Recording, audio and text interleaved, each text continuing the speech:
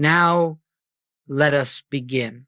There comes a moment in every spiritual life when the familiar ground beneath our feet gives way, and we find ourselves standing upon an entirely different foundation than the one we had trusted before.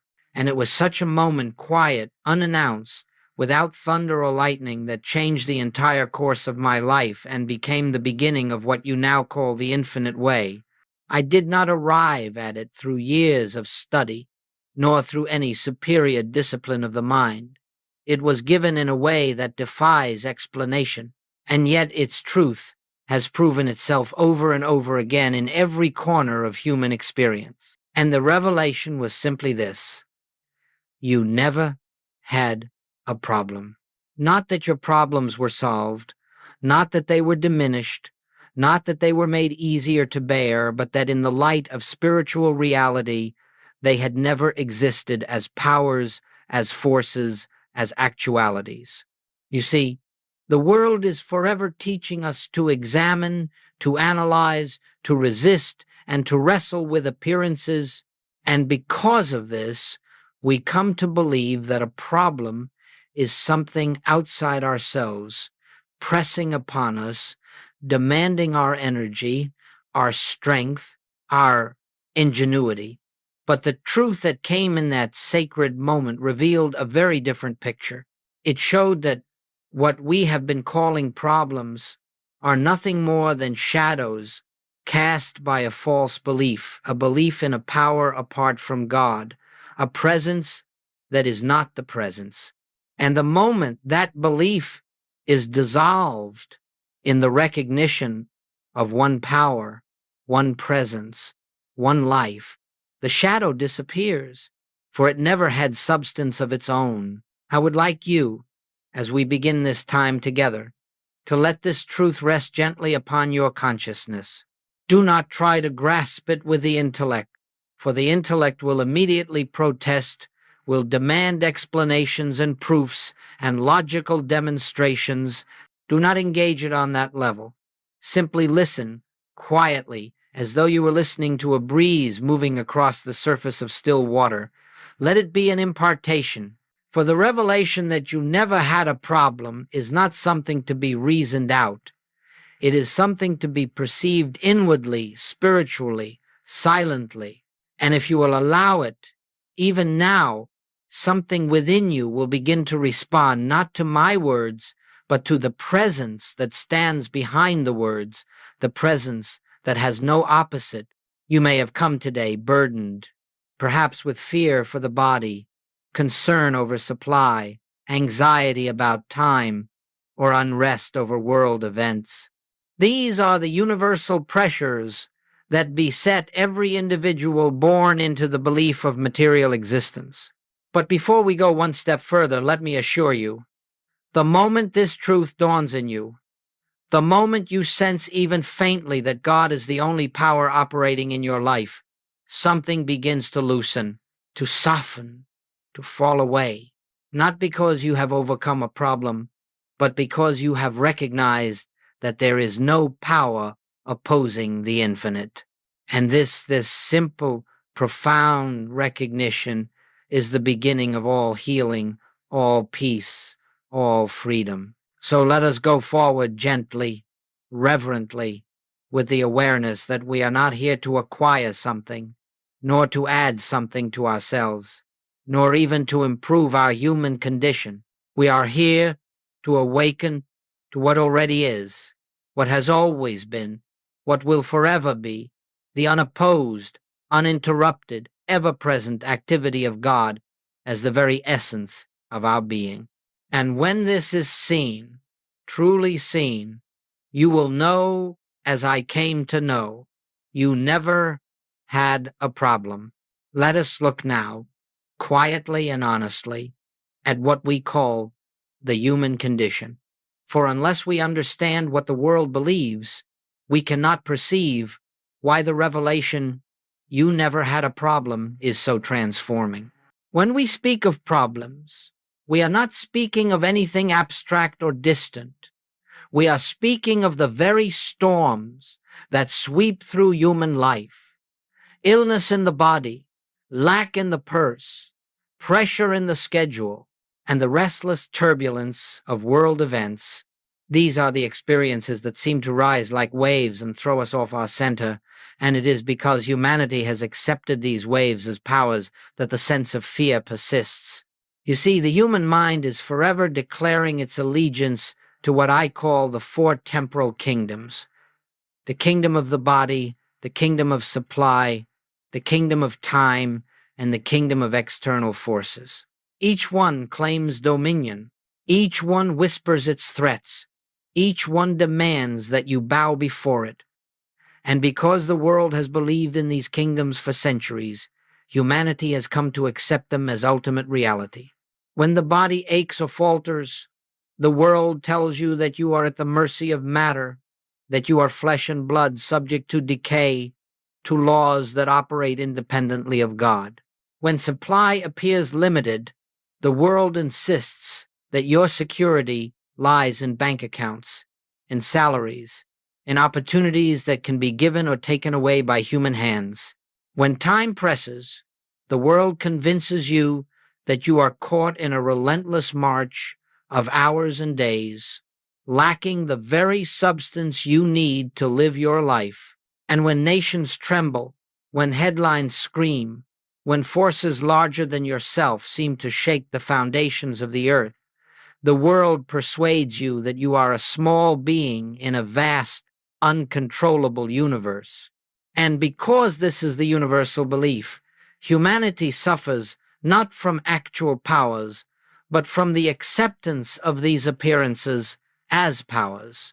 Now listen carefully. This is the very atmosphere into which the spiritual message must come.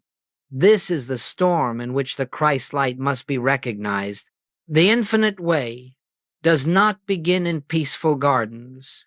It begins in the midst of the world's turbulence, in the very heart of the human turmoil. For it is precisely there that the false sense of power reveals itself, and precisely there that the presence within you declares itself as the only reality.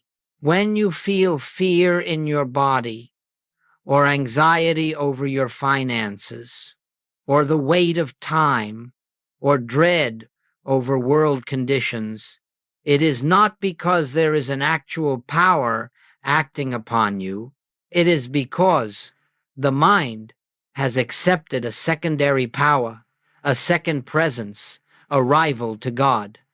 And it is this belief, and only this belief, that produces the storm. But remember this: the storm is never the truth. It is never the reality.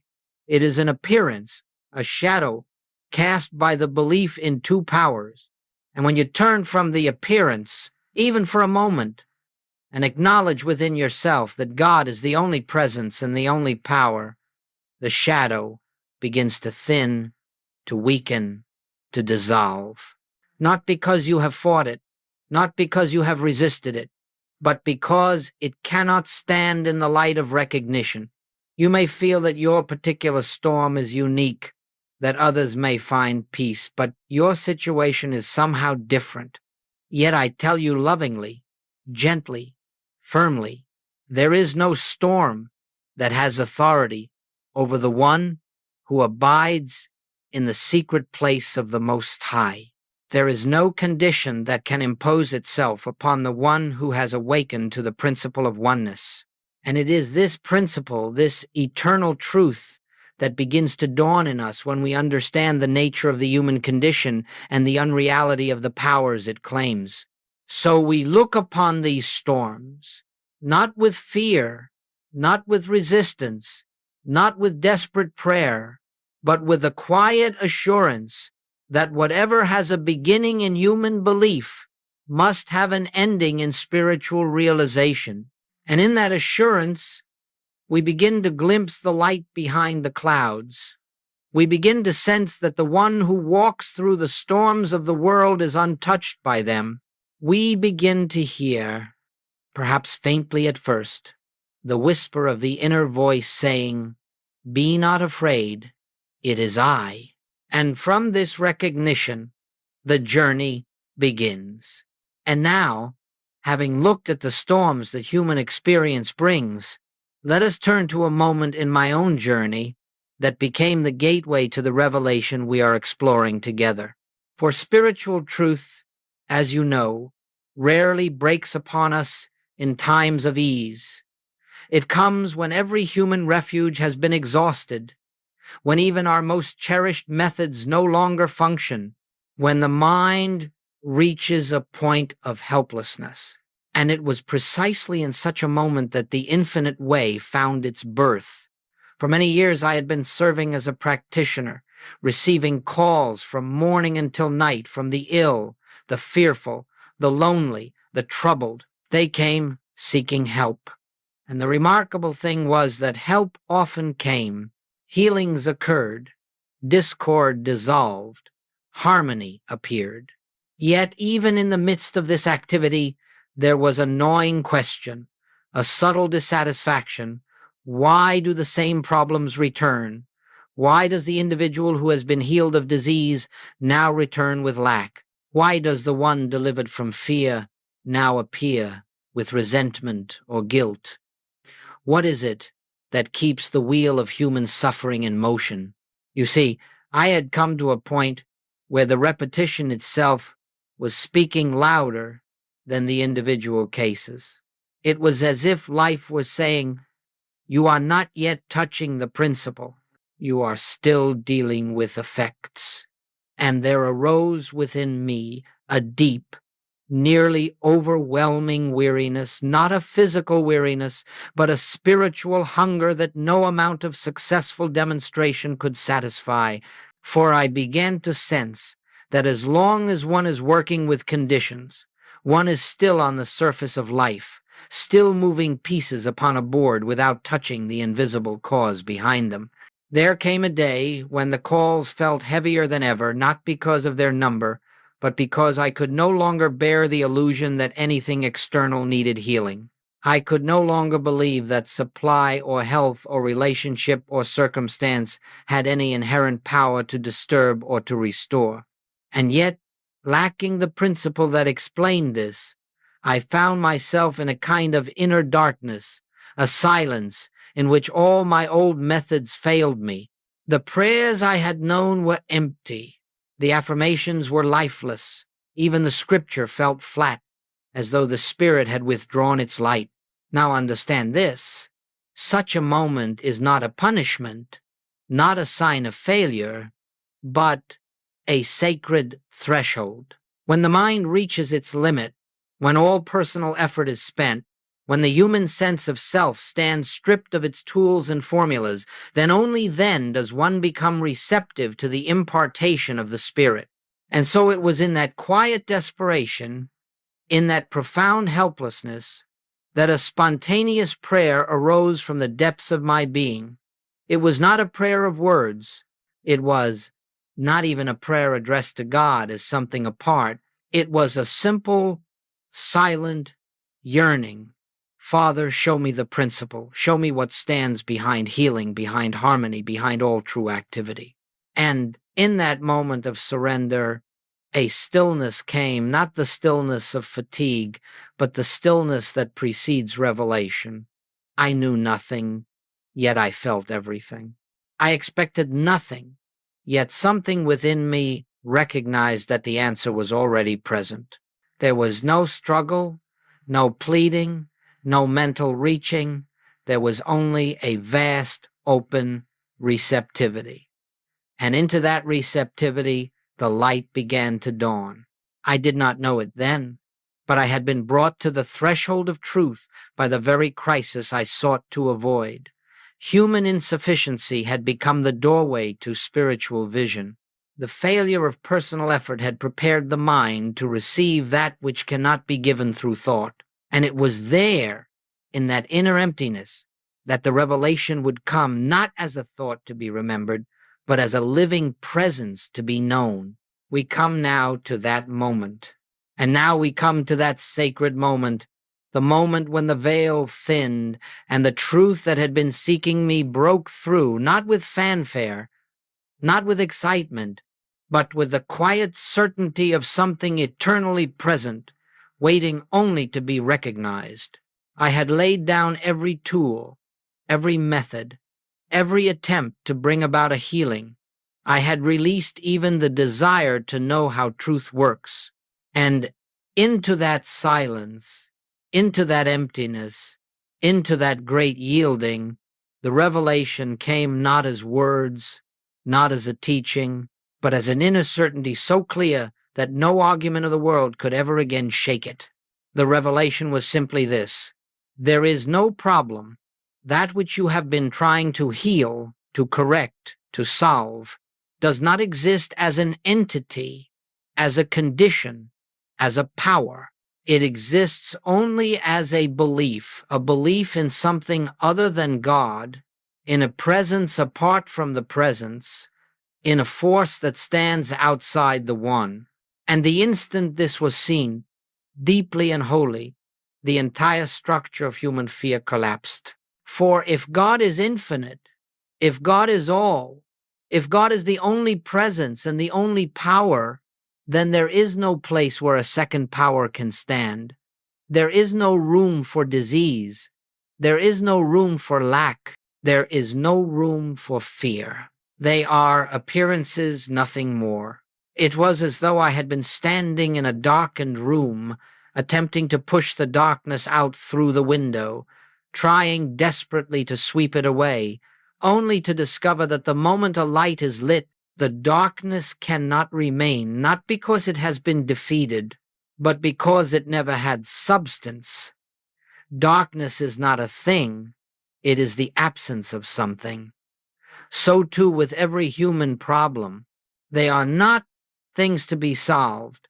They are the absence of the realization of one power.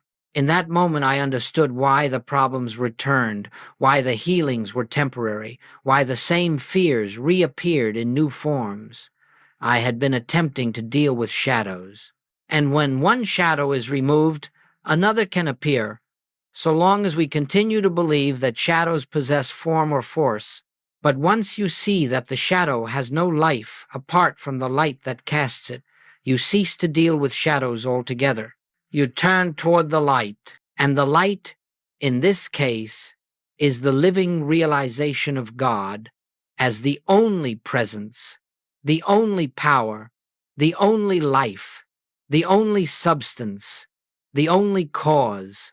Once this is seen, even faintly the so-called problem dissolves, not through effort, but through the simple impossibility of standing where it has no foundation. You are not overcoming anything. You are not resisting anything. You are not changing anything. You are merely recognizing what already is, that nothing exists that can oppose the infinite. This revelation did not come as an intellectual conclusion.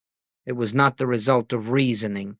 It was an impartation, a direct knowing from within. And with it came the immediate understanding that all spiritual healing rests upon this one principle: there is only God. Everything that appears as a problem, a condition, a discord, is merely the belief that something else has power. And the moment that belief is surrendered, the appearance fades. Now, I want you to hear this gently. The problem you face today, whatever its name, whatever its form, whatever fear it evokes, has no power, it has no law to support it. It has no life to sustain it. It has no substance to uphold it. It is a shadow, an appearance, a suggestion. And the instant you turn from the appearance to the one, the instant you acknowledge within yourself that God alone is the problem, begins to dissolve in the light of your recognition. This is the revelation that changed everything. This is the foundation of the infinite way. And this is the truth that begins to set you free, not by solving your problems, but by revealing that they were never real to begin with. And now, let us look more deeply at the principle that stood revealed in that sacred moment. For without understanding this principle, spiritual healing remains a mystery, a hope, a possibility, but never a certainty.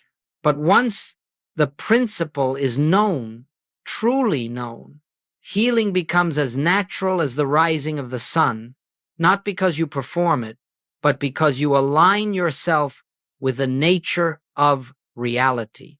The principle is this: there is one power, one presence, one life, one substance, and beside this one, there is none other. Now, this may seem like a familiar statement, for nearly all spiritual traditions affirm the oneness of God. But I tell you, few truly understand what it means to proclaim that God is one. For if God is one and if God is all, then there cannot be God in disease. There cannot be God in lack. There cannot be God in fear. There cannot be God in a human mind with power to oppose the infinite. There cannot be two powers. In fact, the moment you entertain two powers, you step out of spiritual reality and into the realm of illusion. You see, every problem in human experience rests upon this one false belief: the belief that something other than God has presence, has activity, has law, has substance. And this belief is universal. It is the atmosphere of the world. It is the hypnotism that envelops mankind. But it is only a belief, no more than a dream that claims substance until the dreamer awakens. When the revelation came that you never had a problem, it was not saying that the appearance does not exist on the human level. The shadow on the wall exists as a shadow. The storm exists as a storm. But they do not exist as powers. They do not exist as causes. They do not exist as realities that can oppose the one. The entire weight of their seeming force is born from the acceptance of a second presence, from believing that there is something other than God that can influence your life. Now listen carefully. The healing comes not when the body changes, not when the supply appears, not when the circumstance resolves. The healing comes when consciousness recognizes that only God is. And that recognition removes the belief in a second power. And when the belief is gone, the appearance has no foothold in your experience. It must dissolve, for its only life was the belief you held about it. This is why spiritual healing is not an act performed by a practitioner. It is not the application of truth to a condition. It is not the manipulation of invisible forces. Healing occurs when the practitioner rests in the realization of one presence, one power, one life, one law, and in that atmosphere of realized oneness, the false sense of discord cannot persist. Let me put it another way. If God fills all space, where is there room for anything unlike God? If God is the life of your being, what power can endanger that life? If God is your substance, what can diminish your supply? If God is the law of your existence, what external circumstance can legislate against that law? If God is your consciousness, what thought can separate you from your source?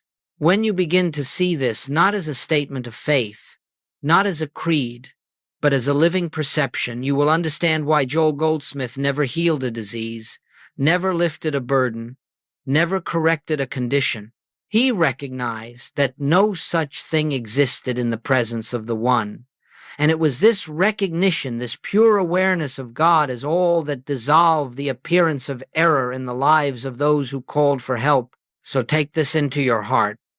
One power is all you need to know. The moment your consciousness embraces the truth of one, the moment it yields, even slightly, to the allness of God, the appearance of two begins to fade. And with it, the belief in the problem fades as well. You are not overcoming. You are not resisting. You are not solving. You are recognizing. And in that recognition lies the entire secret of spiritual healing, spiritual peace, and spiritual freedom.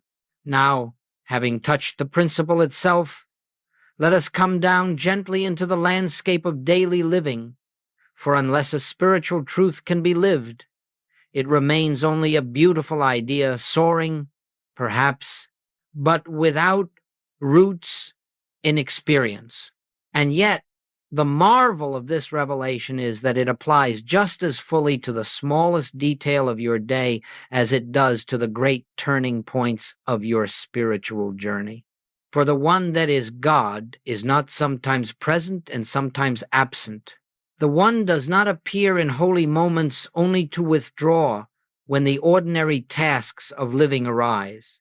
No, the same presence that dissolves fear in meditation walks with you as you prepare a meal, as you answer the telephone, as you sit quietly in a room alone. And it is in these ordinary moments that the realization of one power begins to take form in your practical, lived experience. Let us look, then, at the four temporal kingdoms, again, not as forces that bind you, but as opportunities to practice the awareness of the one. When the body signals discomfort, the world shouts, "This is power, this is law, this is reality." Yet, in the light of the principle, you pause. You do not fight the sensation. You do not run for remedies in fear. You do not declare affirmations in desperation. You simply remember there cannot be God in this, and quietly, without struggle, you rest in the recognition that the life which animates the body is perfect, spiritual, untouched. And in that resting, something shifts not in the body first, but in consciousness. And because consciousness is the cause, the body follows. Then supply. A bill arrives, a job changes, an unexpected expense appears. Instantly, the world insists. See, you are dependent on external sources. You are at the mercy of circumstances. But you know now that supply is not money, not employment, not opportunity. Supply is the activity of God expressing itself as your life. So you turn inward, not to ask, not to plead, but to acknowledge. There is only God, and God is my sufficiency in all things. And then you go about your day without fear, without hurry, without mental calculation. And in that atmosphere, the outer supply arranges itself not by your manipulation, but by the law of harmony inherent in the one. Consider time. How many are enslaved by the clock, rushed, pressured, overwhelmed? Yet time is only a concept useful on the human level, but powerless over the spiritual being.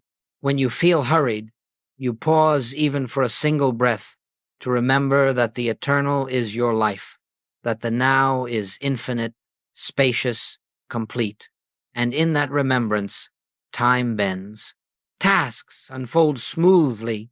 What seemed impossible becomes effortless, not because you have mastered time, but because you have stepped out of the belief that it masters you. And then the great kingdom of external forces, world events, political upheaval, economic turbulence, these seem to roar like mighty winds, demanding your fear, your reaction, your allegiance.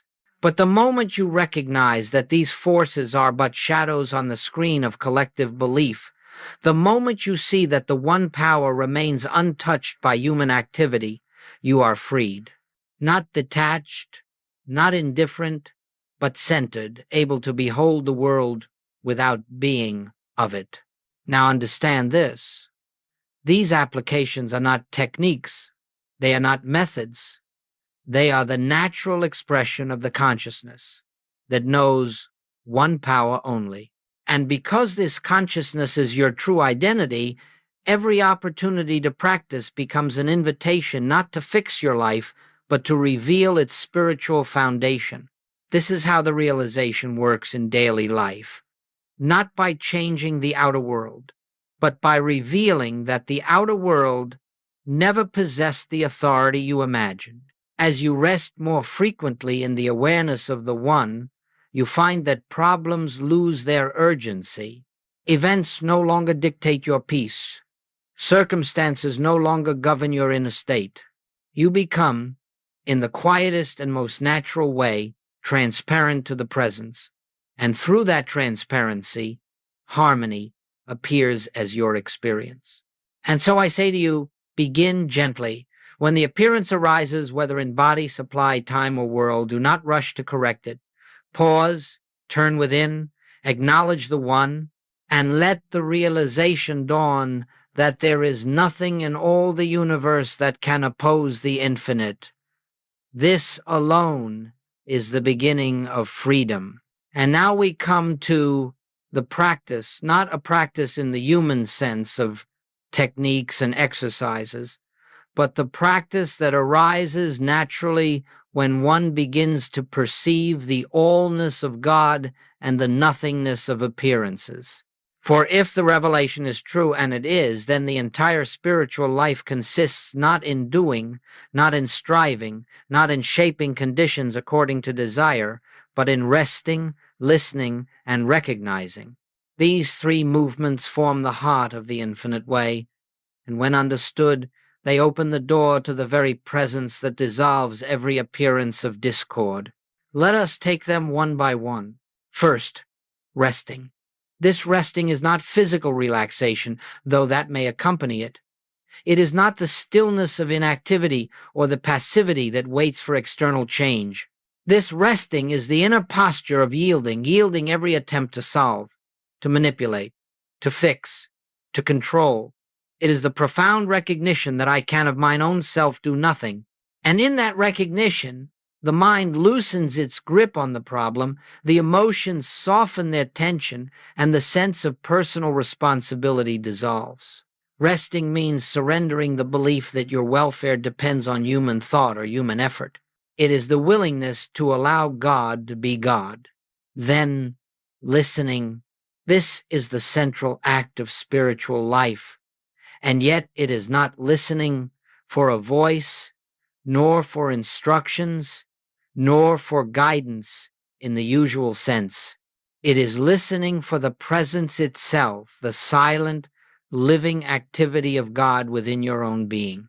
This listening begins when thought grows quiet, when words cease, when all mental formulation is set aside.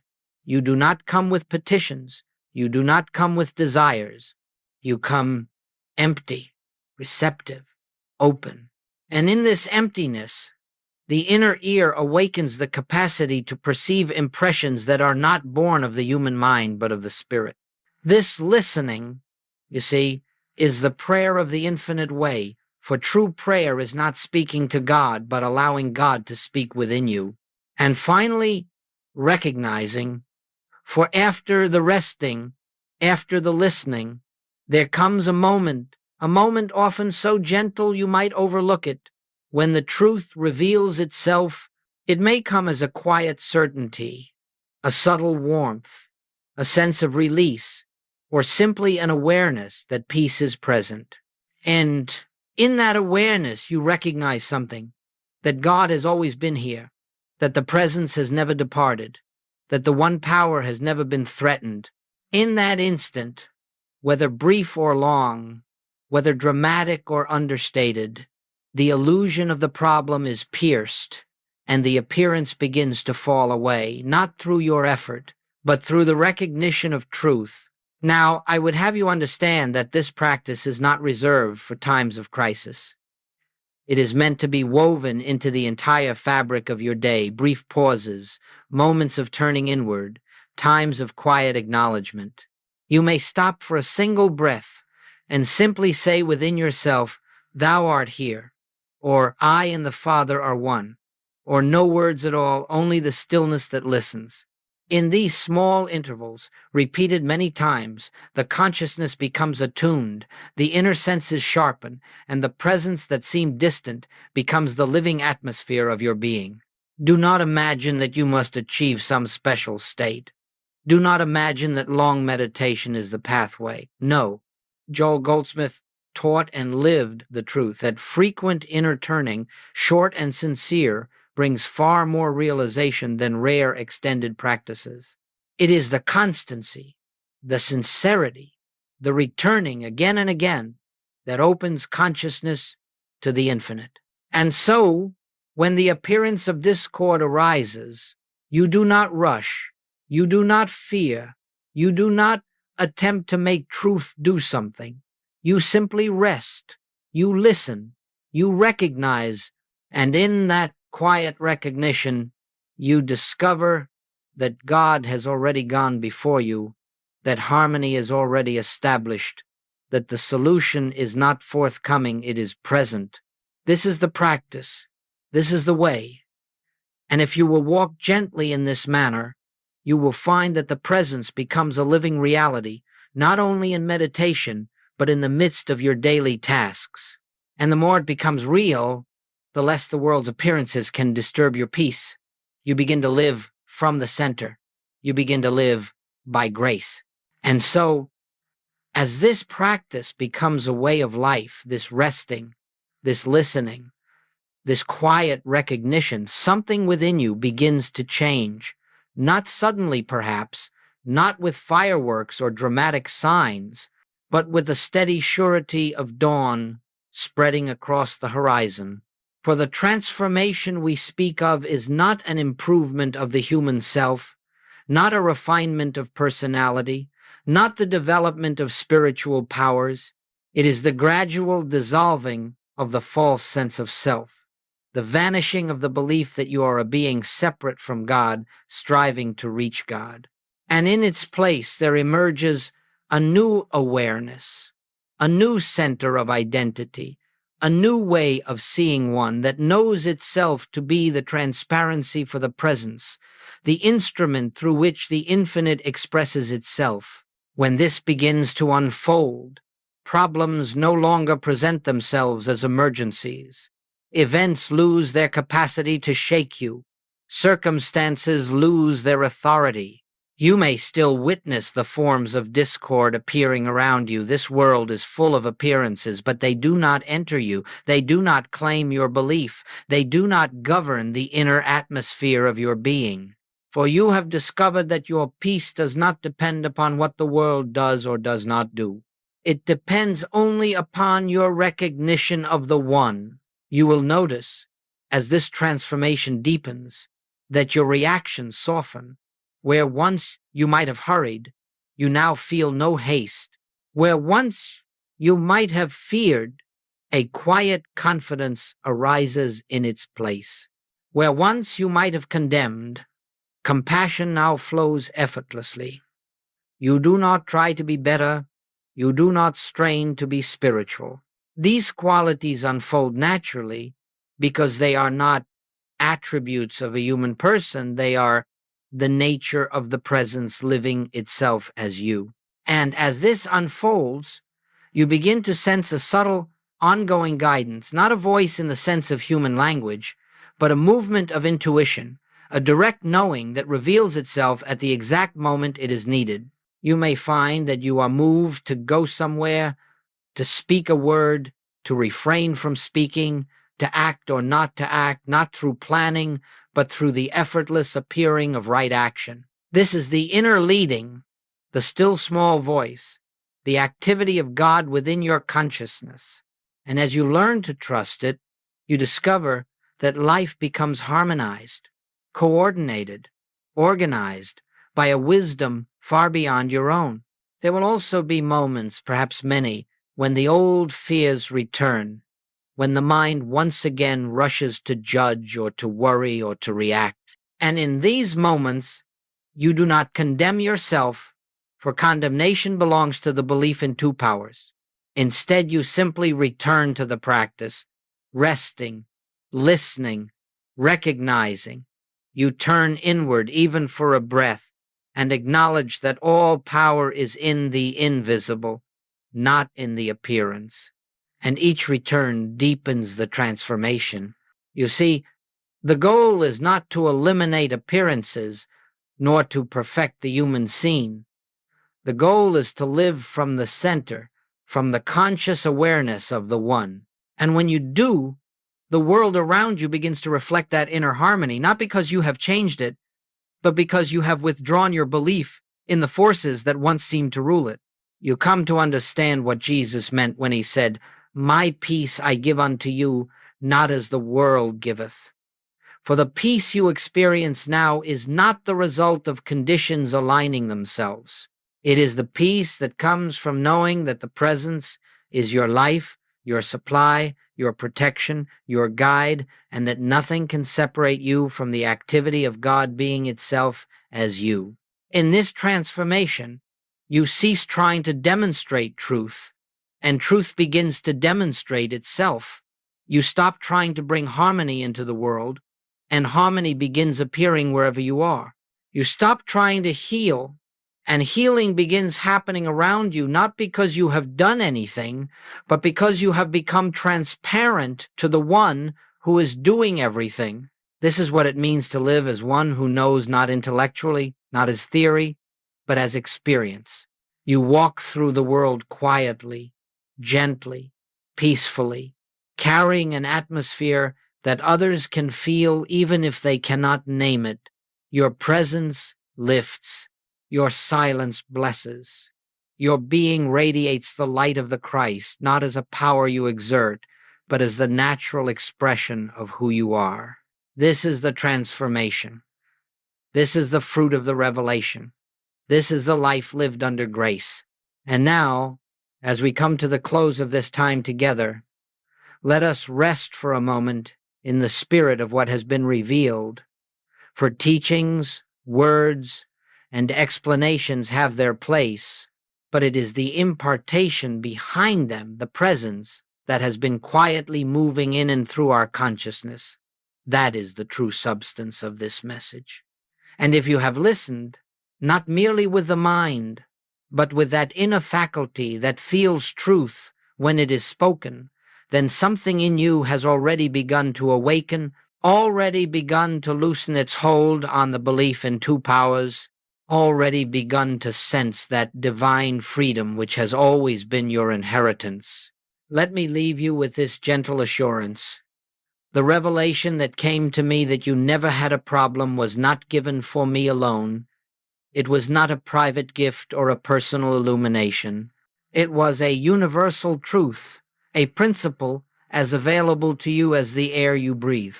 And if you will allow it, if you will sit quietly with it, ponder it, or simply let it pass through your awareness like sunlight through a window, it will begin to work within you.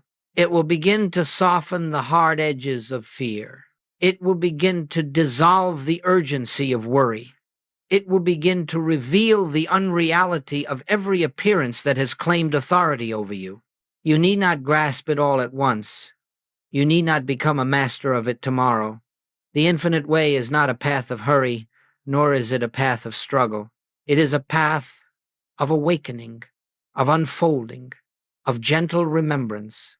And every step you take toward the realization of one power is supported by the very presence you seek.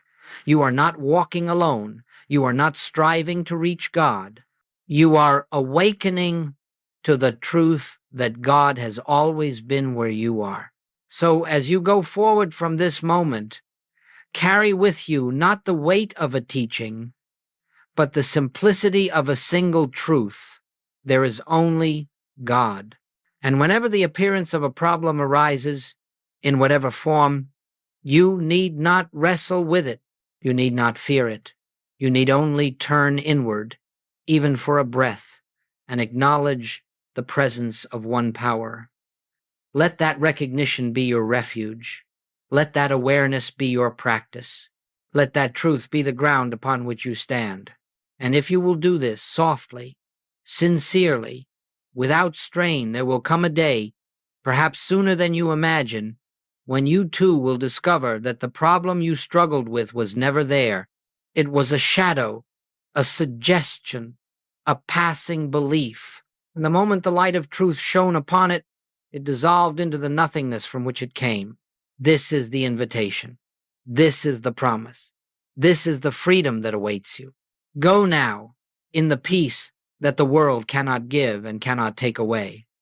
Rest in the assurance of God's presence. Walk gently in the awareness of one power, and let the light of the Christ, which is your own true being, shine forth through you as blessing, as harmony, as peace.